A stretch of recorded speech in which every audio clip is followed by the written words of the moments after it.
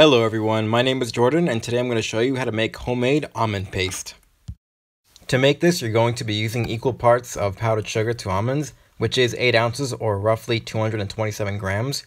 You can use some almond extract for some additional flavor, and as a binder you can use egg white or some cold water. If you're uncomfortable using an egg white, feel free to use cold water. I usually prefer that method, but either way works just fine. Now that we have our ingredients in order, let's see what we need as far as supplies. You'll need a food scale to accurately measure out all of your ingredients. You can use a rubber spatula or a small spoon to help scrape down the sides of the mixer that you're using, and a spotted spoon if you have one when blanching the almonds. You will need an empty bowl to fill up with ice water, which I totally forgot to do, but I will. You'll need a pot of boiling water for your almonds, and a food processor to blend everything together in.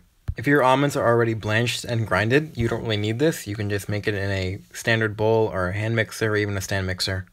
And some plastic wrap to store it in. Now get your pot on the burner so it can start to boil.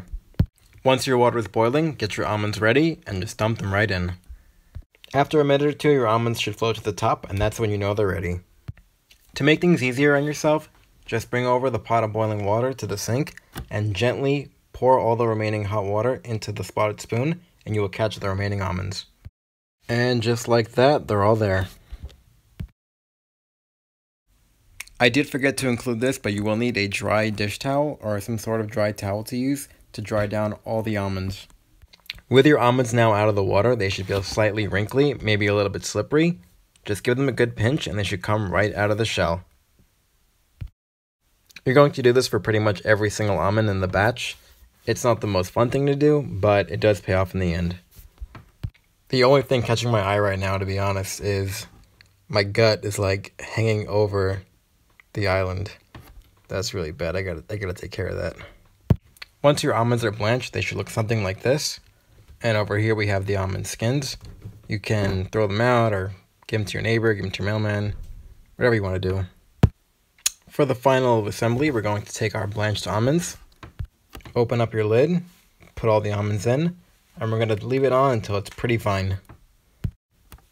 And you actually will need power to do this, which is something I should have known before.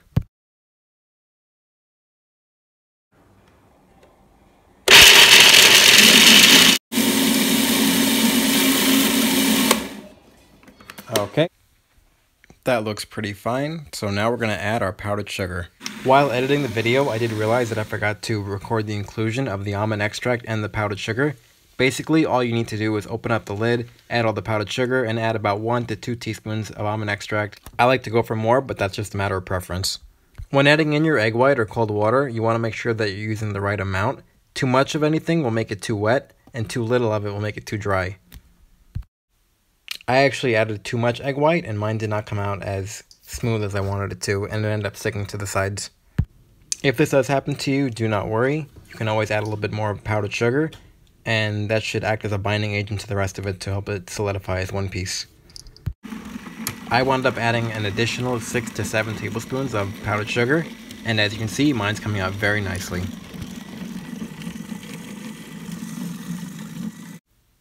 Okay, that is our finished product. Let's dump it out on the work surface and start to knead it.